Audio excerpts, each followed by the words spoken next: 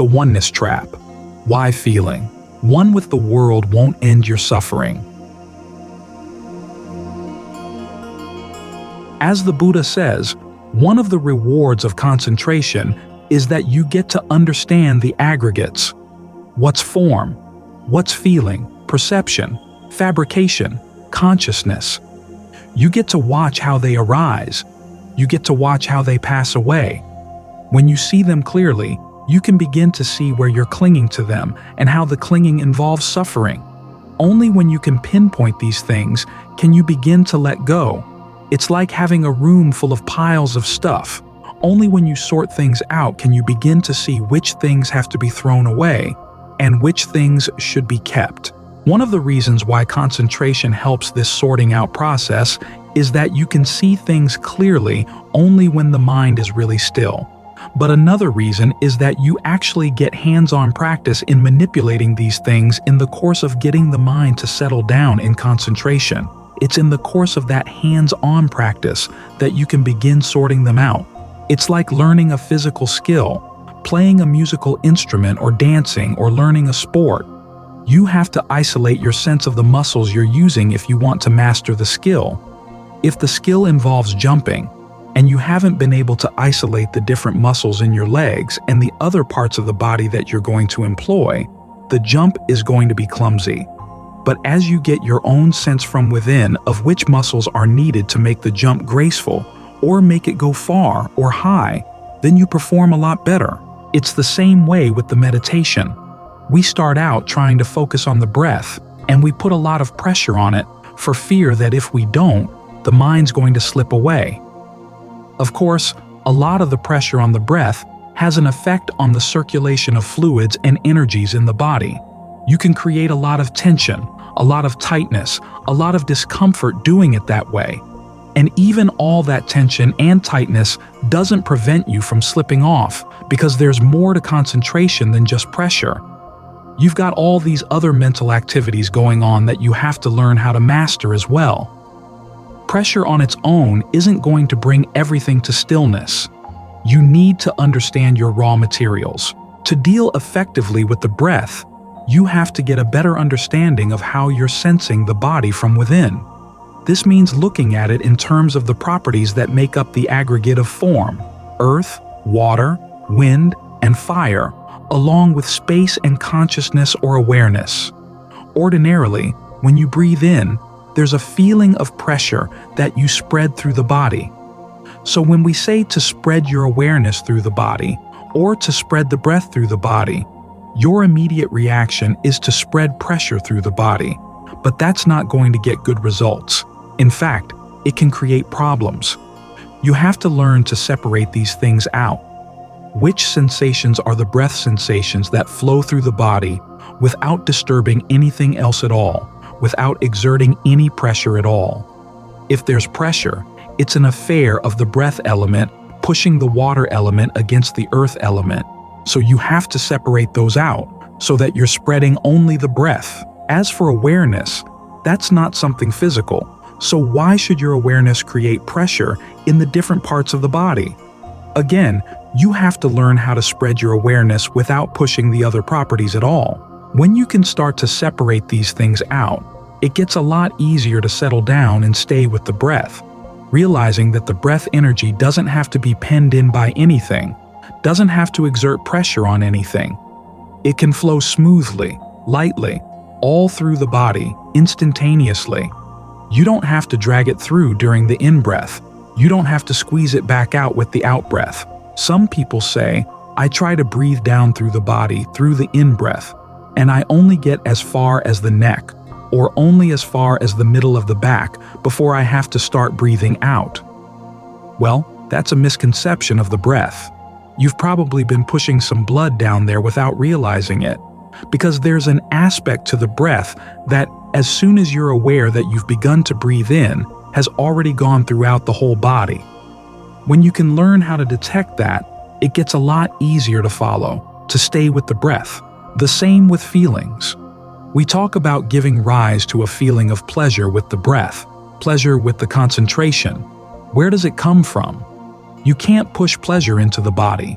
You have to realize that there are lots of little centers in the body, little sensation centers, and all you have to do is give them a little bit of space, and then a feeling of what seems like neutrality to begin with will actually become pleasurable if you give it space, if you're not pushing and pulling it around too much. Then the more consistently you can maintain that sense of space, the greater the pleasure grows, and you let it spread without pressure. It becomes rapture, a sense of refreshment, fullness. Sometimes it can get so intense that you feel like you're drowning. You're not. It's simply the fact that you're allowing these sensations to move through the body, and the movement of the breath is not disturbing them. It's giving them space. This means that sensations that you use to associate with the in and out breath are not happening. Now, some spot inside your mind may be setting up alarm signals, but you have to reassure it that everything is all right. The breath is still moving, it's still coming in, going out, but your old forced ways of breathing are not happening. When you learn that it was forced and unnecessary, you find that you can breathe in and out with a much greater feeling of rapture, fullness, and pleasure. It becomes something you can tap into at any time. As you learn how to dissociate the breath from the pressure, dissociate your awareness from the pressure, you begin to see that what was holding you back from settling in properly was your original perception of the breath. Now that you've changed that perception, the new perception is what's helping to hold you comfortably in place. There's a mental label that just says breath, and there's a picture that goes along with the label. And as you've learned, some pictures about the breath are more conducive to concentration than others. So ask yourself, how do you conceive this process of breathing in the body? Can you readjust your perception, readjust your label, readjust your little mental picture in there to make it even more useful? This is when Ajaan advises you to think of all the pores in your skin opening up. When you focus really clearly and distinctly on that perception of the pores opening up, they really do open up. This is one of the ways in which the brain communicates with itself, communicates with the body, through these images. So bit by bit, you're beginning to isolate out the act of perception as you find perceptions that are more and more conducive to settling down, what the Buddha calls calming mental fabrications. That brings us to the aggregate of fabrication itself. These are the questions you ask yourself about the breath. Your intention to stay here is also a fabrication. Your intention to change the breath is a fabrication. The way you evaluate how things are going, that's a fabrication as well. The more clearly you can isolate these functions, the more skillfully you can do them. And then there's consciousness, which is the awareness of all these things. Consciousness comes in different types. There's focused consciousness that spotlights specific sensations and mental activities. And then there's a background awareness that's already there throughout the body. When we talk about spreading your awareness, it's primarily a question of letting your spotlight concentration get in touch with the awareness already filling the body. This background awareness doesn't have to exert any pressure on anything at all. You learn how to separate this consciousness from, say, the earth and the water and the other things in the physical side of the body that you may have been confusing it with. The more clearly you can isolate these things, the easier it is to figure out exactly what's going wrong when the mind is not settling down. You get more sensitive to any feelings, perceptions, or fabrications that might disturb your concentration. You get a better sense of how to handle those as well. In particular, you get more sensitive to that little process where there's a stirring somewhere in the body, which could either be physical or mental to begin with. But then you decide it's going to be a thought, so you place the label of, "This is a thought about X," and then you allow it to grow in that particular direction. When the mind is really still, you can see this as it's happening. You can see it more clearly because you're intent on not allowing it to take over your concentration.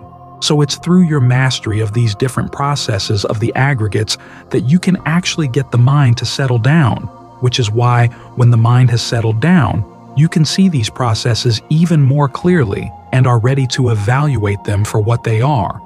You can see things in these terms because you've had direct experience in separating them out in the process of getting the mind to settle down to begin with. It's worth noting that the five aggregates are not among the teachings the Buddha picked up from other schools of thought that were taught by his contemporaries. The terms for form, feeling, and so on were already current in his time, but the idea of grouping them together as a set was original with him, and it's very directly related to the mastery of right concentration. Ajaan Lee points this out. He says that when you're dealing with the breath, you're dealing with form.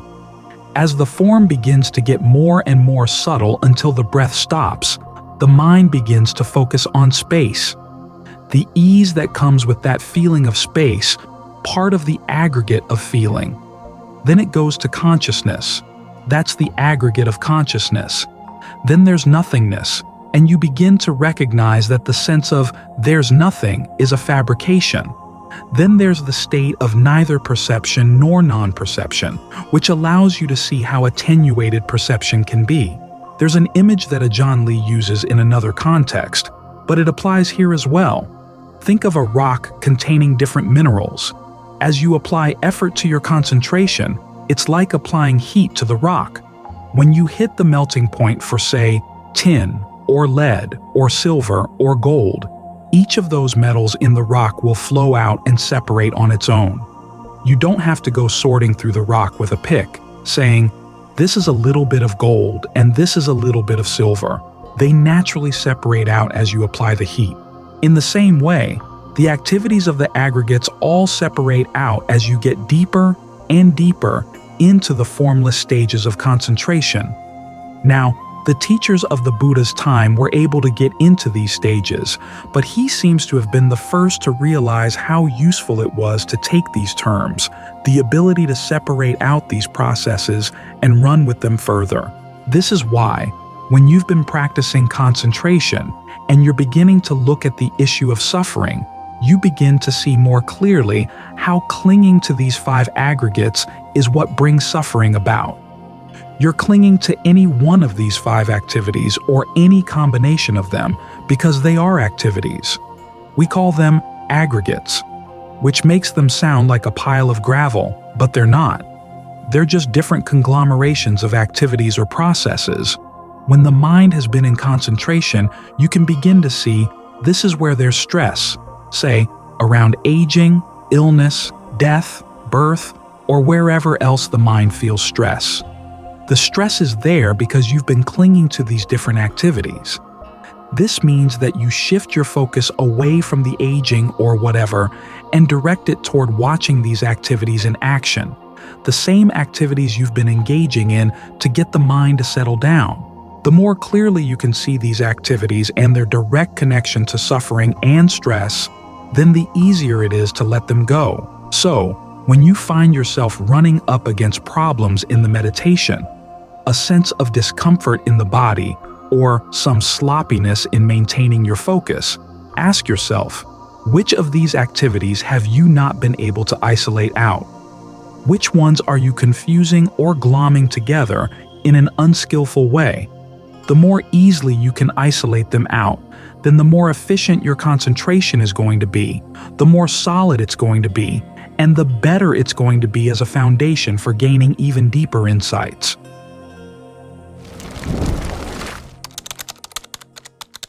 The limits of control.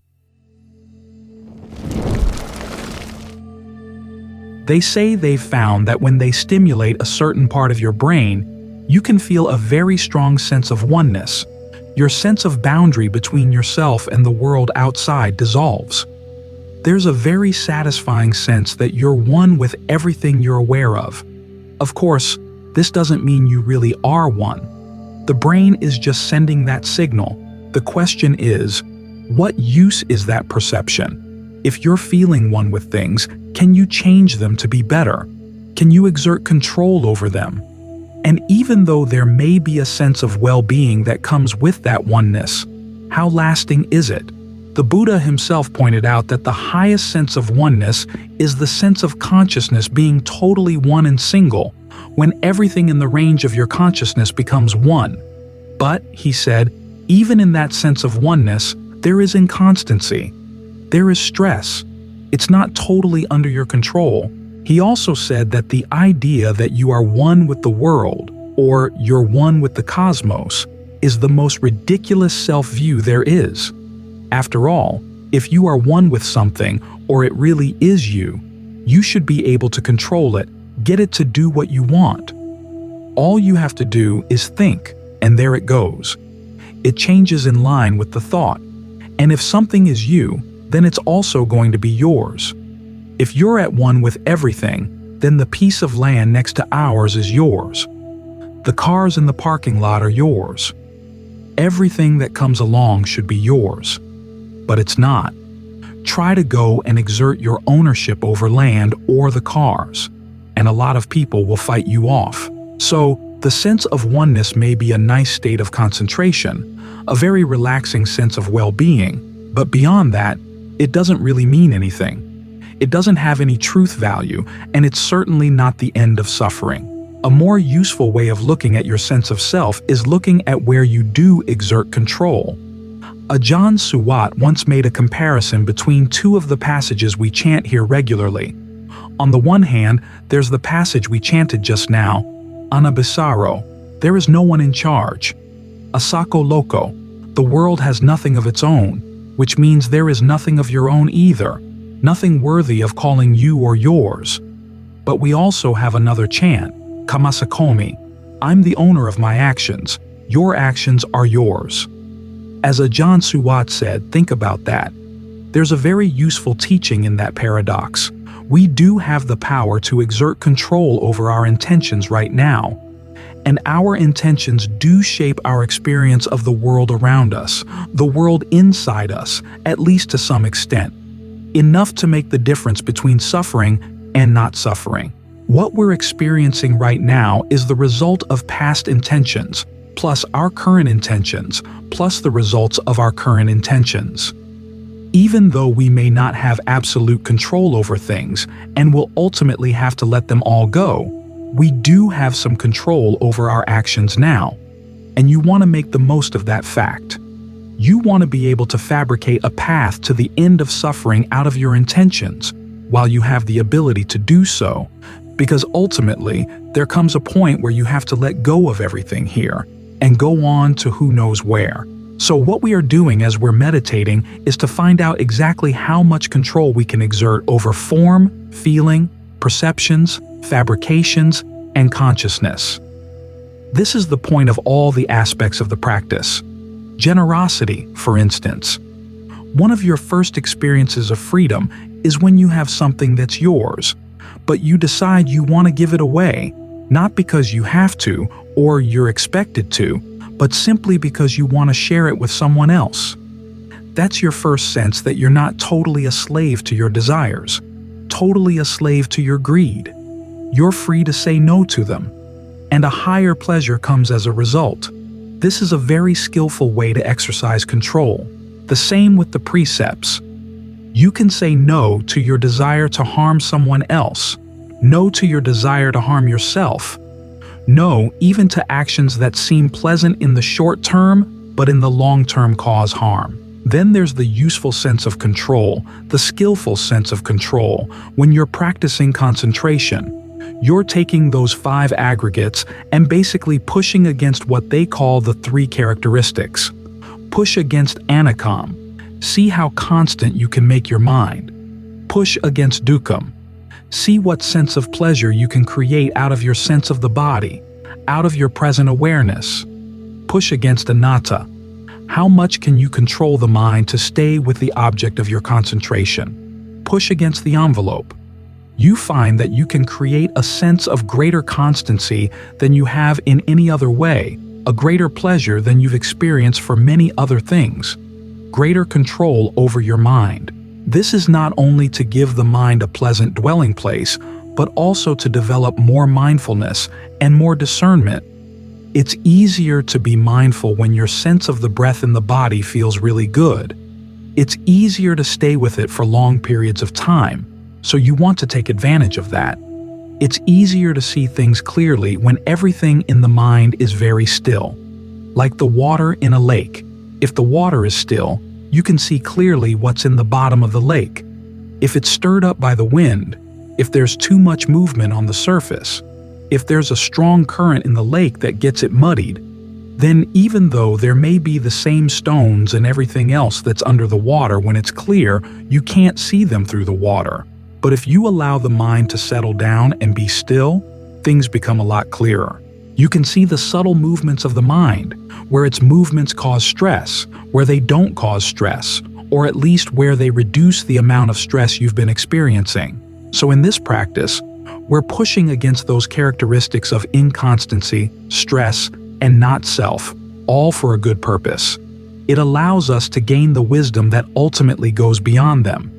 As I was saying last night, you do develop a healthy sense of self as you pursue the practice. You do get a greater sense of control, but you have to make sure it stays healthy. Avoid the unhealthy senses of self that can develop around the practice. As the Buddha says, don't go comparing yourself, saying, "My practice is better than other people's practice," or "I'm a better person than they are because my practice is better than theirs." That's not helpful at all. What is helpful is that you begin to gain a healthier sense of well-being, a greater insight into what's going on in the mind by pushing it in the direction of concentration. Ultimately, you find that things push back. The mind can be made only so constant through concentration. After all, the element of intention that keeps it going is something you have to keep fabricating again and again and again. And even though it's relatively useful, there's still an element of stress simply in that fact. That's when you run up against the limits of how far you can control these things. But if you hadn't been trying to exert that control, you wouldn't see exactly where the line between controllable and uncontrollable lies. And you wouldn't see the subtleties of the stress that very refined control contains. This is one way you can induce a sense of dispassion, disenchantment, that no matter how good it gets, and this is as good as it gets, in terms of fabricating a sense of well-being, it's still not totally sure. It's still not totally solid or constant. Now, some people might give up at this point and say, if this is as good as it gets, I have to satisfy myself here. But the Buddha was not that kind of person. He had tried to see if there is some way to touch the unconditioned, and he found that there was, by developing these things as far as they can go, and then letting them go. Think of the old image of climbing up the top of the pole and letting go. You find that you don't fall, because you've let go not only of the pole, but also of gravity. You've let go of time and space. That's something you can't control, but it doesn't matter at that point, because it doesn't need to be controlled. It doesn't need to be fashioned. You don't have to keep working at it. It has nothing to do with parts of the brain being stimulated or not being stimulated. It lies outside of that dimension. And although you might say there's a oneness, it's a different kind of oneness. It's not based on perception. It's based on total unlimitedness. So as you work at the practice here, try to be very clear about where your sense of control is. That's where your sense of self is going to be found, to the extent that you're creating a self. If it's a self based around the skills you develop in the practice, it's actually useful. It's not sentimental. It's not based on some abstract idea. It's based on your skill level. So you want to expand your skills so they can lead you to greater happiness, and finally, to the point where you don't need those skills anymore. That's when the whole issue of control gets set aside. The whole issue of self and not self gets set aside. But you get there by exploring exactly how much control you can gain over the aggregates, how much control you can gain over your actions, and by pushing them in as skillful a direction as you can.